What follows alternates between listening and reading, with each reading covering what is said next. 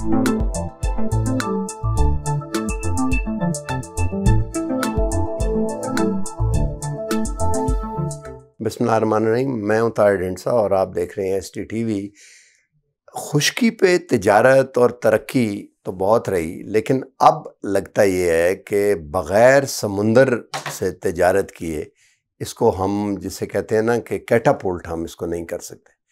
और समुंदर से जैसे BRI का बेल्ट एंड रोड इनिशिएटिव था और CPEC आगे से सारा, उससे अब आगे बात ये चलती है कि जो ब्लू ओशन इकॉनमी है वो बड़ी अहम है। एक तो इसका कॉन्सेप्ट थोड़ा सा बहुत उस तरह से समझा नहीं जाता हमारे मुल्क में, और दूसरा ज़ाहिर है हम उसके आदी भी नहीं हैं, क्योंकि तो हम खुश्की से ट्रेड हमसायों के साथ एंड वगैरह, इवन चाइना के साथ खुश्की के रास्ते होती रही है सड़कों से।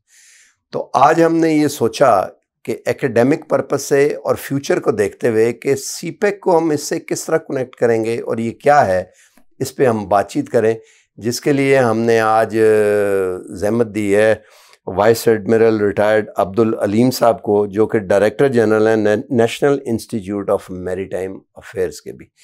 अलीम साहब, वेरी वार्म वेलकम। थोड़ा सा बताएं हमें एज ए बेसिक प्रेमाइस, तो फिर हम इस पे आगे बातचीत जी। ताहिर साहब, बहुत शुक्रिया आपका भी और STPI का मुझे ये मौका देने का। आपने बिल्कुल सही कहा कि ब्लू इकॉनमी के बारे में हमारा नेशनल इतना अंडरस्टैंडिंग नहीं है, और ब्लू इकॉनमी को हम कैसे लिंक अप करते हैं CPEC के साथ, इसके बारे में भी लोगों में काफ़ी इबाहम है। तो मैं कोशिश करूंगा कि आपके सवालों के जवाब में इस कंप्लीट सब्जेक्ट को आसान अल्फाज में अपने नाजरीन के लिए एक्सप्लेन कर सकूं।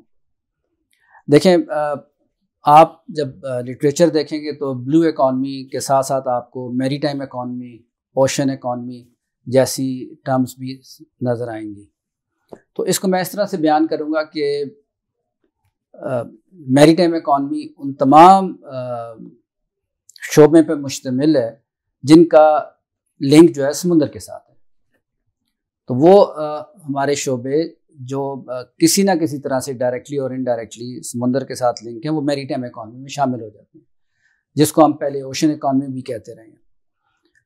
और ये ब्लू इकॉनमी में कैसे कन्वर्ट होती है कि अगर वो इकॉनमी के शोबे जो समुंदर से रिलेटेड हैं वो इस तरीके पे काम कर रहे हों कि उसमें दो चीज़ों का ख़ास ख्याल रखा जाए। एक तो उसमें जो इन्वायरमेंटल कंसर्न है वो एड्रेस हो रहे हों, माहौलियाती जो असरात हैं उसका तकाज़े हैं वो पूरे किए जाएं, और दूसरा ये है कि वो सस्टेनेबल हों। मिसाल के तौर पे एक ज़माने में ये समझा जाता था कि समुंदरों में जो मछली का ज़ख़ीरा है ये लामहदूद है, जितनी मर्जी मछली पकड़ी जाए अल्लाह ताला के, चूँकि समुंदर वसी है तो समुंदर के जो वसाइल हैं वो भी वसी हैं। लेकिन वक्त ने साबित किया कि ये समुंदर तो वसी हैं लेकिन समुंदरों के जो वसाइल हैं वो वसी नहीं है। तो अगर हम समुंदरों के वसाइल को इस तरह से इस्तेमाल करें कि उनकी आने वाली नस्लों तक वो इस्तेमाल में ना हो सकें, तो ये ठीक नहीं है। तो इसलिए जो सस्टेनेबल इकॉनमी का जो कॉन्सेप्ट आया था उसके साथ फिर हमने इसको ब्लू इकॉनमी का दर्जा दिया। तो मैरीटाइम इकॉनमी जब ये सस्टेनेबल तरीके से काम कर रही हो और जब ये इन्वायरमेंटल कंसर्न को एड्रेस कर रही हो, तो उस मैरीटाइम इकॉनमी को फिर हम कहेंगे कि ब्लू इकॉनमी। तो ये तो डेफिनेशन थी उसकी जो बुक के हिसाब से मैंने आपको बताई। इसको हम कैसे CPEC से कनेक्ट कर सकते हैं, क्योंकि पाकिस्तान के पास बहुत बड़ा समुंदर है, अरेबियन सी जो है वो इंडियन ओशन के साथ जाके आगे और गल्फ इसके साथ अटैच होता है, आगे स्विस कैनाल लग के हम पर आगे यूरोप में, तो बहुत बड़ी अपॉर्चुनिटी है। आपने बिल्कुल सही कहा। बहुत कम लोग इस चीज़ को समझ सकते हैं कि पाकिस्तान का जो पूरा लैंड मैस है ये तकरीबन आप कह लें कि 8 लाख मुरबा किलोमीटर पर मुश्तमिल है, और इसके मुकाबले में हमारा जो समुद्री हिस्सा है जिसमें एक्सक्लूसिव इकनॉमिक जोन है और एक्सटेंडेड कॉन्टिनेंटल शेल्फ, दो जोन है जो मिलके हमारा समुद्री हदूद तय करते हैं, जिससे पाकिस्तान माली तौर पे फ़ायदा उठा सकते हैं, एक्सक्लूसिव जो पाकिस्तान के अलावा बाकी लोग नहीं उठा सकते। उसका एरिया तकरीबन 3 लाख मुरबा किलोमीटर बनता है। अब ये 3 लाख मुरबा किलोमीटर अगर हम समझना चाहें तो सिंध और KPK को मिला के भी अगर हम देखें तो उससे ज़्यादा है, और पाकिस्तान के सारे सूबों से सिवाय बलूचिस्तान का तकरीबन 4 लाख के करीब बनता है।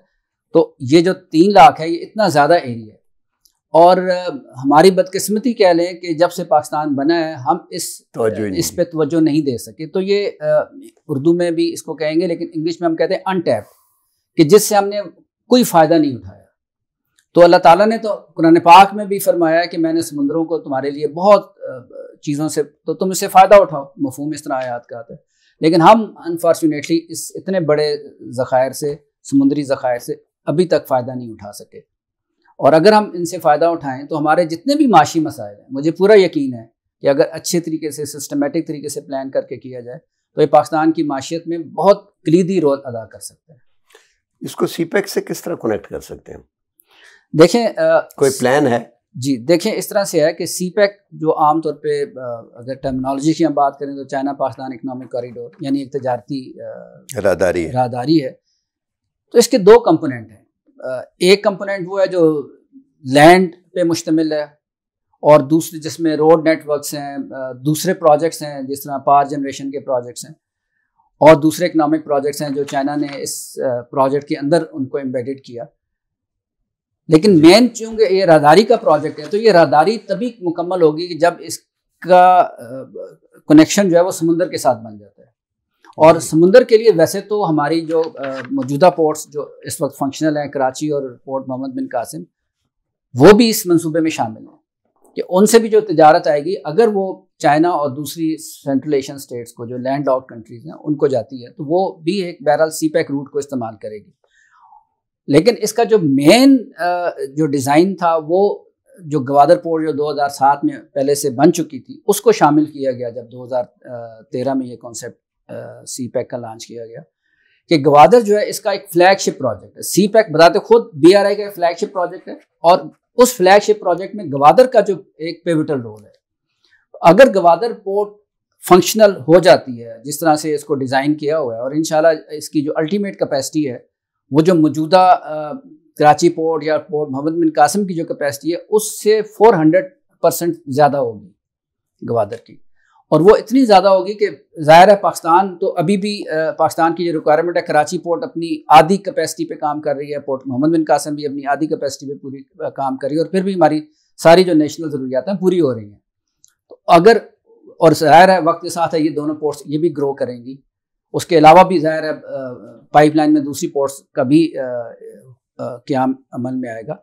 तो गवादर पोर्ट जब इतनी अपने जो डिज़ाइन अहदाफ हैं जब पूरा कर लेती है, तो वो हमारी जो कौमी रिक्वायरमेंट है उससे कहीं ज़्यादा इसकी कैपेसिटी होगी, और वो सरप्लस कैपेसिटी हम यूज़ कर सकते हैं ट्रांजिट और ट्रांसशिपमेंट के लिए। ट्रांजिट हम उस चीज़ को कहते हैं कि जब पोर्ट्स पे कोई चीज़ सामान उतारा जाता है और उसकी फर्दर जो ट्रांसपोर्टेशन है वो बाय लैंड मीन्स होती है, रेल या रोड नेटवर्क के साथ। और ट्रांसशिपमेंट हम ये कहते हैं कि जब कोई किसी पोर्ट पे, बंदरगाह पे सामान उतारा जाता है और फर्दर ट्रांसपोर्टेशन जो है फिर दूसरे जहाज़ों पे यानी फीडर शिप्स के जरिए की जाती है। तो ये दोनों चीज़ें जो है गवादर में बड़े ऐसे तरीके से काम हो सकता है। तो इसलिए हम समझते हैं कि ना सिर्फ ये कि पाकिस्तान के जो तजारती हुजम को मीट करने के लिए जो रिक्वायरमेंट है उसके लिए सीपैक कलीदी रोल अदा कर सकती है, बल्कि पूरे रीजन को ये सर्व कर सकती है। तो लेकिन उसके लिए ज़रूरी है कि जो गवादर पोर्ट और दूसरे जो मैरीटाइम से रिलेटेड इससे चीज़ें हैं उनको बर वक्त उन मंसूबों को कंप्लीट किया जाए। ये 2002 में कौमी बहरी पॉलिसी थी, आप समझते हैं कि वो अभी तक काफ़ी है या उसको रिविजिट करके इम्प्रूव करना चाहिए? देखें, 2002 की जो कौमी बहरी पॉलिसी थी ये बहुत अच्छा एक कदम था, क्योंकि इससे पहले ऐसा कोई डॉक्यूमेंट मौजूद नहीं था। लेकिन ज़ाहिर है इसको अब 20 साल गुजर चुके हैं और इस दरमियान में बहुत सारी तब्दीलियाँ आई हैं हमारे अंदर। पाकिस्तान में जो मैरीटाइम गवर्नेंस का जो स्ट्रक्चर है वो चेंज हो चुका है। 2002 में जो शिपिंग मिसाल के तौर पे सिर्फ एक वजारत थी जो मैरीटाइम को डील कर, जो शोबा था जो मैरीटाइम को डील करता था, और ये भी वजारतें जो हमारी कम्युनिकेशन मिनिस्ट्री थी उसका हिस्सा था। उसके बाद पोर्ट एंड शिपिंग की वजारत वजूद में आई, और अब तो पिछले 4 साल से हमारी पोर्ट एंड शिपिंग जो है ये अपग्रेड होकर मैरीटाइम अफेयर्स में चली जा चुकी है। तो गवर्नेंस के बहुत सारे एस्पेक्ट हैं जो बदल चुके हैं पिछले 20 सालों में। हमारा जो तजारती हुजम है वो कई गुना बढ़ चुका है। दूसरे बहुत सारी चीज़ें जो आ चुकी हैं, तो उसके साथ साथ जो हमारी कवानीन है, हमारे जो प्रोसीजर्स हैं, उनको अपडेट करने की ज़रूरत है, मॉडर्न रिक्वायरमेंट के साथ लाने की ज़रूरत है।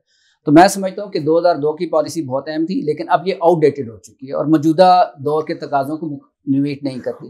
तो इस सिलसिले में ये नहीं है कि हमने काम नहीं किया हुआ, पाकिस्तान के मुख्तलिफ अदारों ने तवज्जो दी। इवन जिस इदारे में आप बैठे हुए हैं, नीमा, इसने 2013 में इस पॉलिसी को मुकम्मल तौर पे रिव्यू करके नेवल हेडक्वार्टर। एक आध चीज़ बताएं कि क्या चीज़ है नई जो ऐड करनी चाहिए इसमें। एक तो जो हमारा गवर्नेंस सिस्टम है, अब आपको पता है कि 18th अमेंडमेंट के बाद बहुत सारी चीज़ें जो है वो सूबों के पास चली गई हैं, तो वो उसमें काफ़ी इबाहम रहता है कि ये चीज़ जो है सूबे की ज्यूरिसडिक्शन में आती है या फेडरल ज्यूरिसडिक्शन में आती है, वो एड्रेस करने की ज़रूरत है। फिर मुख्तलिफ मिनिस्ट्रीज़ हैं जो मुख्तलिफ चीज़ों को देख रही हैं। मिसाल के तौर पे फिशरी का कुछ पार्ट जो है वो मिनिस्ट्री ऑफ मैरीटाइम देखती है, लेकिन ज़्यादा पार्ट जो है वो आपकी फूड सिक्योरिटी में चला जाता है। बहुत सारा हमारा जो मैरीटाइम ओशनोग्राफी है और मैरीटाइम जो ओशनो रिसर्च है, ये ministry of science and technology देखती है। बहुत सारा जो हमारा समुद्र का पार्ट है वो मिनिस्ट्री ऑफ डिफेंस के तहत आता है। और कुछ शोबे हैं जो अभी तक किसी मिनिस्ट्री में डिफाइन नहीं है। मिसाल के तौर पर इस तरह शिपिंग, ये जो आपका शिप ब्रेकिंग है, ये इंडस्ट्री का दर्जा अभी तक इसको नहीं मिल सका। तो ये सारे जो गुडानी में जो है, तो ये मुख्तलिफ अमूर जो है, इनको मौजूदा दौर के तकाज़ों के मुताबिक अपडेट करके ये पॉलिसी गाइडलाइन तय करेगी। क्योंकि बताते खुद जो मैरीटाइम पॉलिसी है, ये उस वक्त तक इफेक्टिव नहीं हो सकती कि जब तक इसको अलाइन ना किया जाए आपकी नेशनल सिक्योरिटी के साथ। अब नेशनल सिक्योरिटी पॉलिसी पाकिस्तान में अल्हम्दुलिल्लाह इस साल के शुरू में आ गई। अब उसके साथ और हमारी जो नेशनल सिक्योरिटी पॉलिसी है, इसका जो फोकस है वो नेशनल इकॉनमी के ऊपर है, सेंटर्ड इन नेशनल इकॉनमी के ऊपर है। और मैरीटाइम पॉलिसी जो है, इसका भी अल्टीमेट ऑब्जेक्टिव यही है कि नेशनल इकॉनमी में कंट्रीब्यूट करे। तो national maritime policy link up करती है आपकी नेशनल सिक्योरिटी, नेशनल इकॉनमी के साथ, और नेशनल इकॉनमी लिंक अप आपकी करती है नेशनल सिक्योरिटी के साथ। तो ये तीनों जब तक आपस में अलाइन नहीं होंगी, तो ये जो हमारा ये ख्याल है कि जब ये नई पॉलिसी आ जाती है तो ये अलाइनमेंट जो है इसकी, ये अल्हम्दुलिल्लाह ये ठीक हो जाएगी। आखिरी क्विकली मैं सवाल आपसे ये करता हूँ, क्योंकि आजकल बड़ी डिबेट चलती है कि सीपैक जो है सुस्त हो गया है, जी, डिले हो गया है, कुछ कहते हैं रोल बैक हो गया है। जी। आप क्या कुछ इस पे आप क्या समझते हैं कि इसका क्या फ्यूचर है, और इसके समरात जिस पेस पे हमें मिलने चाहिए थे, वो स्टिल वो पेस टेनेबल है या वो चल रही है, या क्या है? देखिए, जो प्रोजेक्ट मैनेजमेंट है ये कंप्लीट एक साइंस है, और प्रोजेक्ट मैनेजमेंट में जब आप एक माइलस्टोन टाइम पे अचीव नहीं करते, तो उसके साथ जो बाकी एसोसिएटेड माइलस्टोन्स हैं वो सारे डिस्टर्ब हो जाते हैं। और अगर हम 6 माह का डिले एक जगह पे करते हैं, तो उसका जो कंपाउंड इफेक्ट आता है बाकी मरहाल में, वो सालों पे चला जाता है। तो जो हमारा पॉलिटिकल इंस्टेबिलिटी की वजह से, हमारी इकोनॉमिक इंस्टेबिलिटी की वजह से, या आप कह रहे हैं कि लैक ऑफ फोकस की वजह से, जो मैं ये तो नहीं कहूँगा कि सीपैक हमारा डी रेल हुआ है या रोल बैक हुआ है, ये तो बिल्कुल हरगिज़ नहीं है।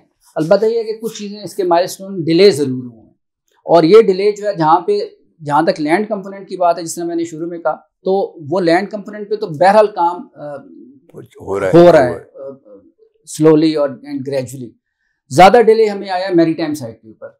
गवादर पोर्ट, जिसमें अभी हमें काफ़ी एडवांस स्टेज पे होना चाहिए था, उसका ब्रेक वाटर अभी तक नहीं बन सका। पोर्ट की जो ड्रेजिंग होनी थी, इवन जो ड्रेजिंग 2007 में थी, वो ड्रेजिंग कंप्लीट नहीं हो सकी, उससे हम पीछे चले गए। यानी कि कैपिटल ड्रेजिंग हम कहते हैं, जो नई ड्रेजिंग होनी है जिसमें चैनल को मजीद ड्रेज करना होता है, वो भी नहीं हुई। और जो मेंटेनेंस ड्रेजिंग जो है, जो ड्रेजिंग हम अचीव कर चुके थे, उसको मेंटेन करना, वो भी नहीं हो सका। तो एक लिहाज से गवादर पोर्ट मोर और लेस डिसफंक्शनल कह लें आप। इसी तरह से उससे रिलेटेड बाकी जो काम होने थे, फ्री ट्रेड जोन का जो होना था, गवादर में जो दूसरे एयरपोर्ट बनना था, गवादर मेगा पोर्ट सिटी के जो थे, वो अहदाफ भी अपने शेड्यूल से लेट हैं।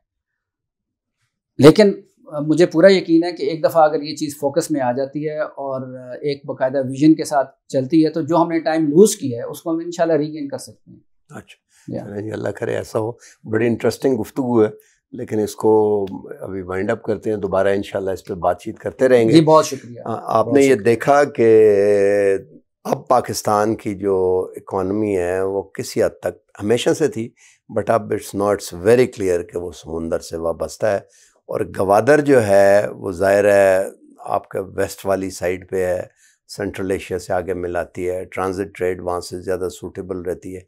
और फिर वो बिल्कुल जो वर्जिन एरिया है वेस्ट वाला, जो डेरा इस्माइल ख़ान से आगे शुरू होता है, वेस्ट ऑफ रिवर इंडस, वो भी डेवलप होना शुरू हो सकता है नई से। तो लामुतना ही उसके अंदर जो इम्कानात हैं वो जुड़े हुए हैं गवादर पोर्ट से।